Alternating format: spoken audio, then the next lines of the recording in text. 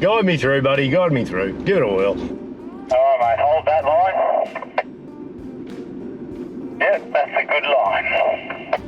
Hey guys, we've been filming season 14 just recently, and we've been using our Uniden radios like we have been for many years. And the new one here, it's got some really cool features on it. It's a very hard-wearing and durable radio. It's 5 watts, so it's got some good range. This one ahead might be a little bit tricky. You got to hang right to the right without slipping into the big open crevasse.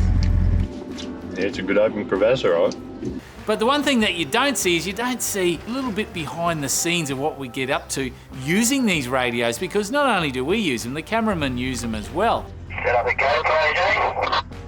Anyway, so we're there at Nolan's, and of course it's notorious for getting bogged, and of course there's a little shot there, you can see Kyle, he's like,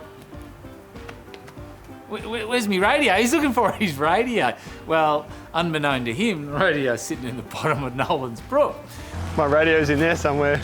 Oh, is it? Oh, no.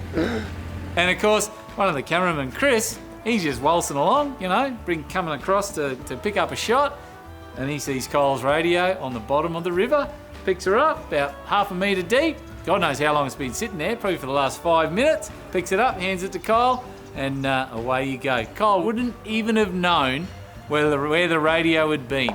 Lucky they're waterproof and floated. Yeah, how good's that?